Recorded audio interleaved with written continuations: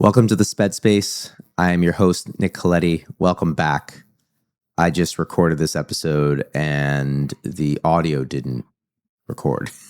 So I got to do it again. And that's okay.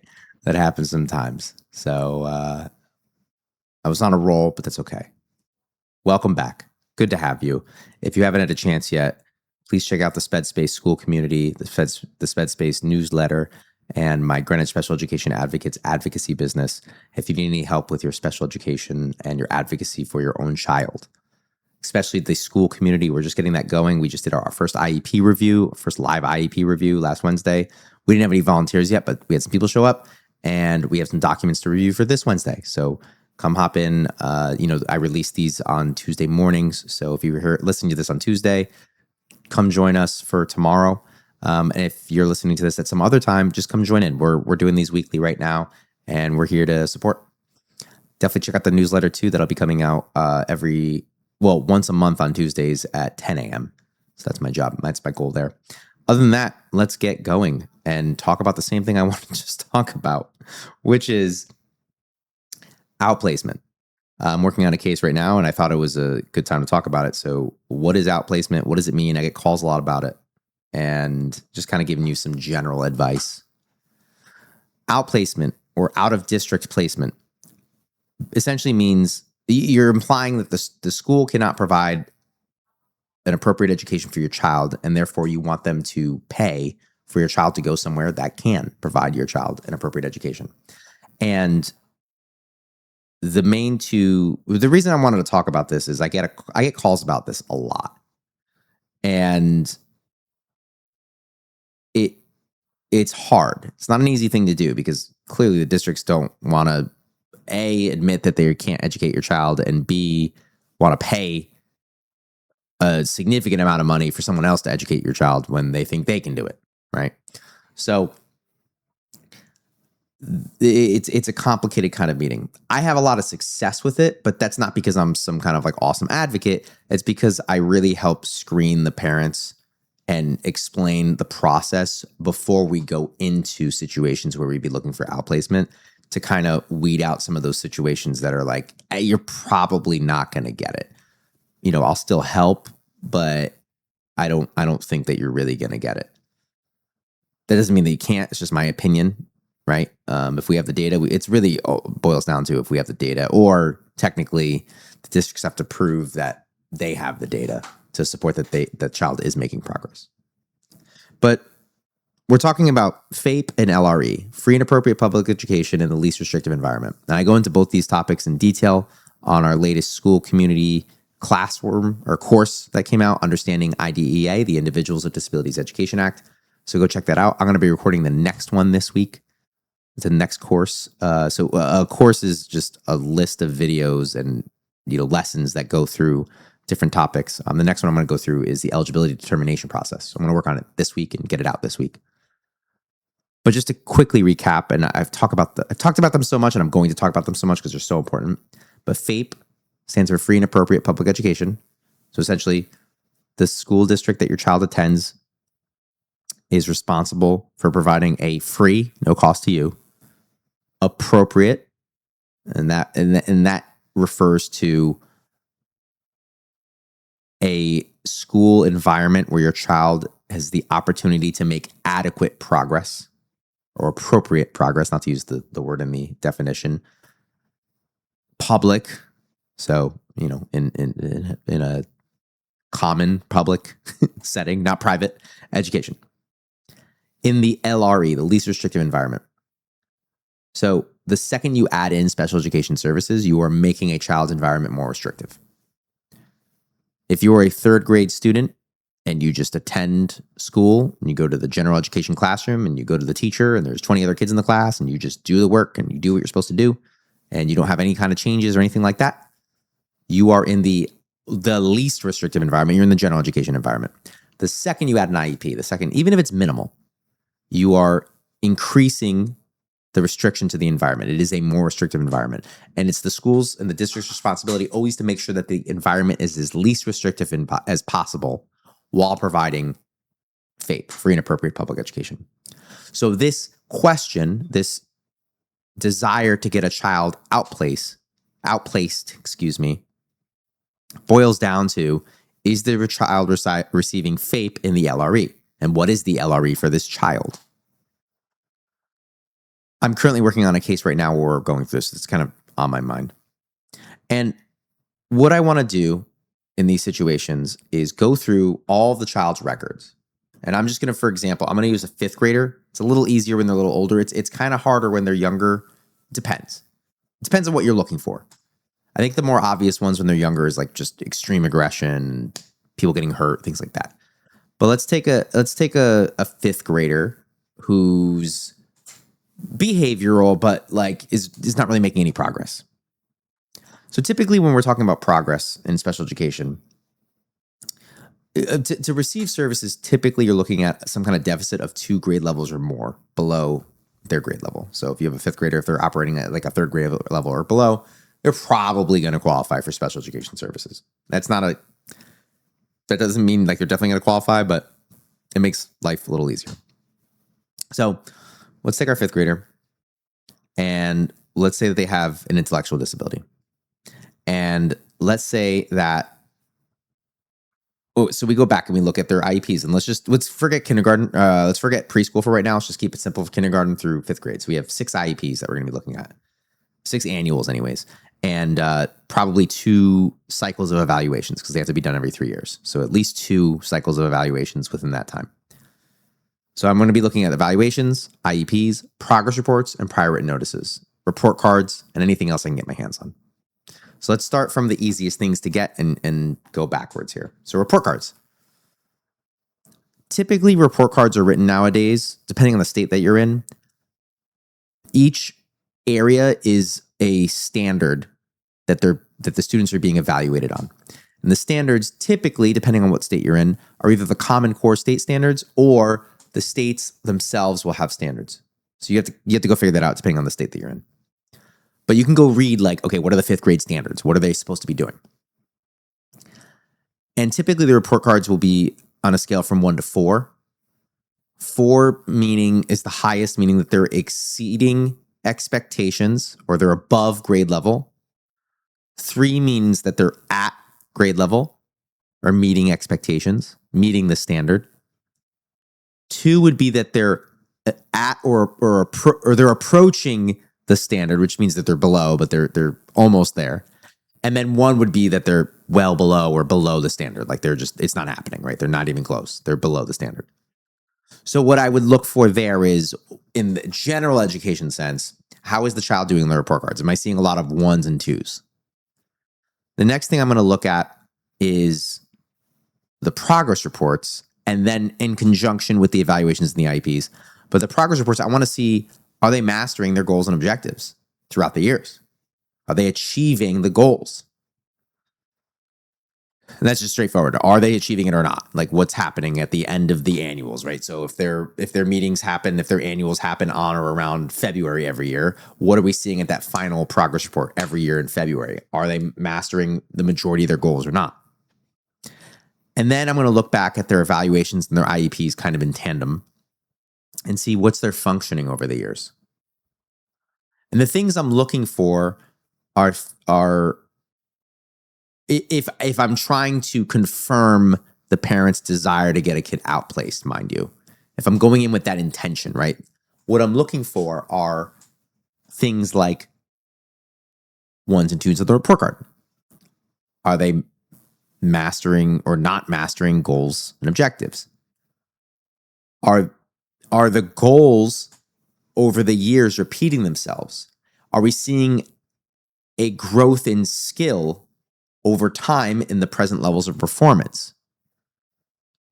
So you look at these things and you decide, you look at the same categories. So like if you look at the reading over the course of the years, you look at the math, you look at the speech and language, you look at the social emotional, you look at the behavior over the years, and how have they grown from kindergarten to 5th grade?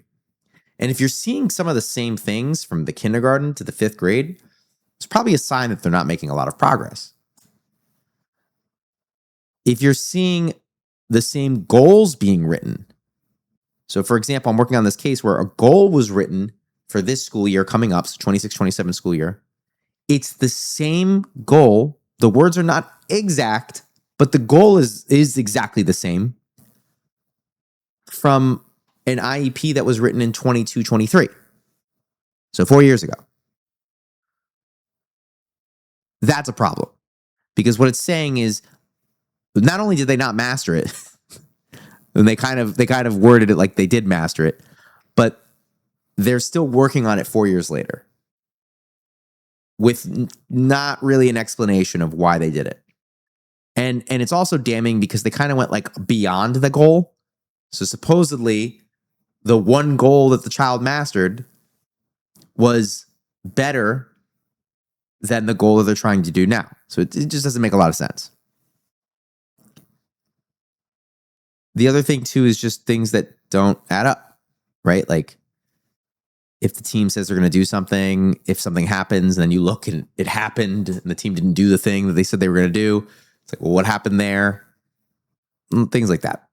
So you're looking for, over a long period of time, the district's inability to educate the child. And that's kind of my approach to it. But there's lots of ways to go about it. And there's usually levels that need to be done first before a child can be outplaced. So some of the things that need to be tried is, well, obviously first, is there an IEP in place? And then depending on what it is, like if it's a behavioral thing, right? If it's a behavioral based request that the child is not doing, they're not learning because their behaviors are impeding their ability to learn. Is there an FBA, a functional behavior assessment, and a BIP, a behavior and intervention plan in place? Is there some kind of plan? If not, you got to do that first.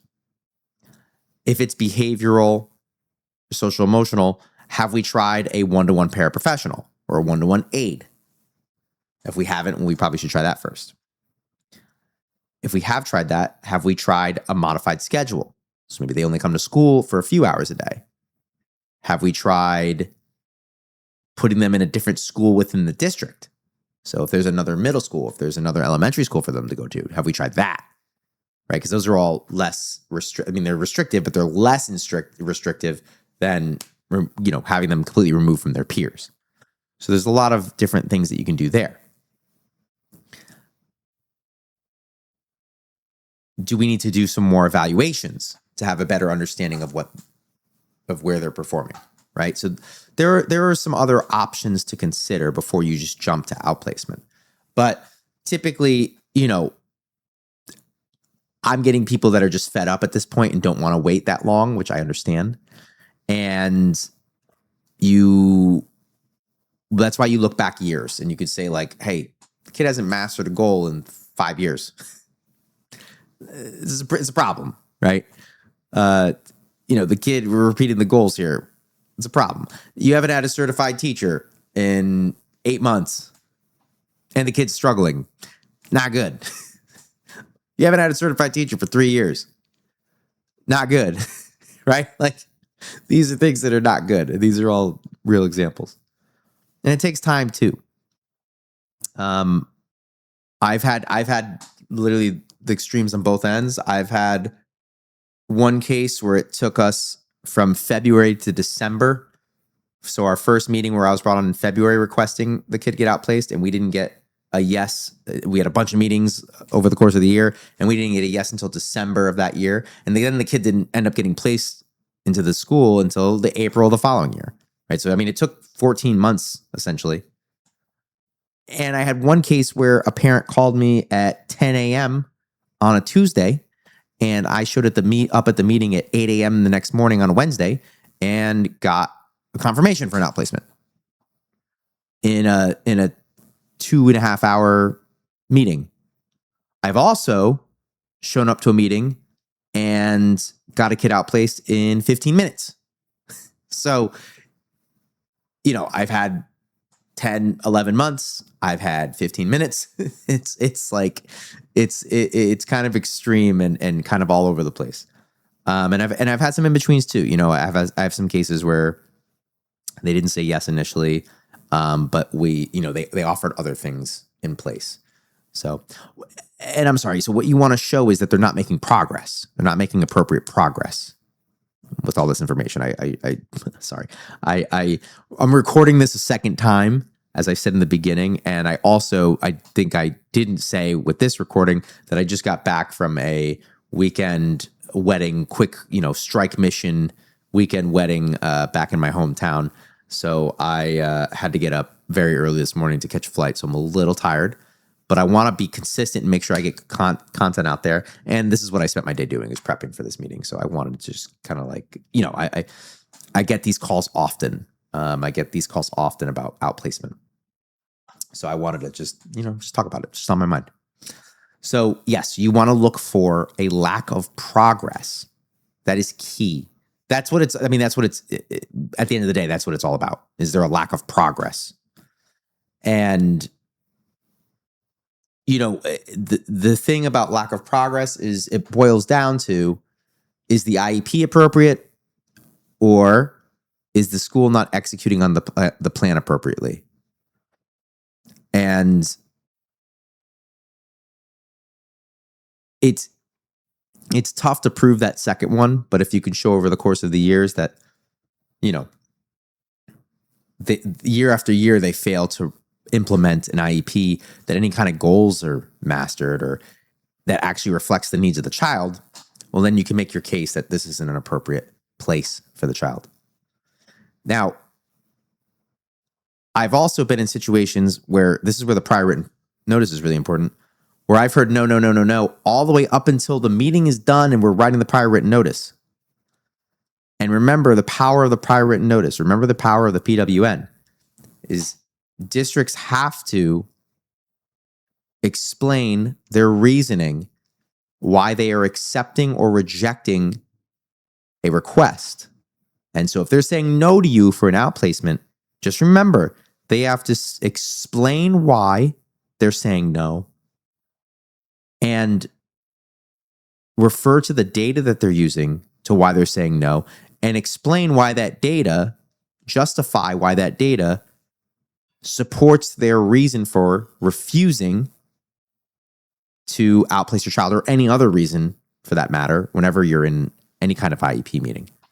And I've had a meeting where I've had a situation, one of my outplacements, where we got all the way to that point, and I said to the administrator, let's write the prior written notice right now, which you can do. And I go, okay, well, I'm calm as a cucumber, cool as a cucumber. I can't speak. I'm tired. I was cool as a cucumber. I'm just hanging out at that point. They've said no. And I go, okay, you've said no. You're very clear. I'm not really understanding why, but okay, let's do the prior written notice. You guys are refusing our request for outplacement. Please explain why. And then, they say like, okay, we think the child is making adequate progress. We think that, we disagree that they're struggling in XYZ. We think they're making progress. And I go, okay, so in this section now, which is the data, you have to provide the data. You have to provide the justification as to support your reasoning. What data are you using? And I know there's no data. So it was actually kind of funny that I was like, what data are you using? And we have a virtual meeting. And the administrator was like, well, I have to refer to the team, and looks up and looks at the rest of the team. And no one's saying anything. But I don't know, like I'm virtual. So I'm waiting like 10, 15 seconds. And I go, I am deeply sorry. I can't hear anything if you guys are talking. And they all started laughing, thankfully. And they were like, no one's talking. No one has said anything. And at that point, I'm just like, okay, this is interesting. And then the administrator goes, well, with that in mind, I guess we're going to have to reverse our decision, because if we don't have the data, we can't support our decision. So the prior written notice is critical. Use it. And when you're done with the meeting, if you're hearing no, make them they have to write it in, they have to put it in writing. Get them on the putting in writing part, because it's a legal document, right? They're not going to lie, hopefully. So what is the data that they're using, right? Even if you disagree with it, as long as they put something down that's something, then you can go from there. But if they have nothing, that's how it works. So That's what I got going on today. I know last week was pretty short. I was just kind of really hyped up on the Sped Space School community. Guys, definitely go check that out. I like it's going to be special. I'm so it's unique. I again, I'm fairly positive nobody else is doing anything like this anywhere. This is a unique opportunity to go through these documents live with a trained professional in a video call kind of setting. It's not just me talking to a microphone and the void, but to you, and it's not just me recording a video and you watching it. Like, you get to interact with me. If I say something and you're like, I don't understand that, ask your question. If I say something and it makes you think of something, you ask your question and we discuss it just right then and there. So that's the goal. Come check it out. Go check out the Sped Space newsletter. Go check out my Greenwich Special Education Advocates business. All of those links are in the description below or in the podcast settings. And if you could please like, subscribe, or leave a 5-star review on Spotify, Apple, or wherever you get your podcasts, that would be huge. And please share this with your friends and your family and whoever else could benefit, colleagues, whoever could benefit from hearing these conversations. I want to get more people on the show. I will get more people on the show. This will be, we'll get there. But that only happens with you guys and through you guys sharing and, helping people get access and find the show. So with that, we'll keep it short today. Thank you very much. And I'll catch you guys all next week. Bye.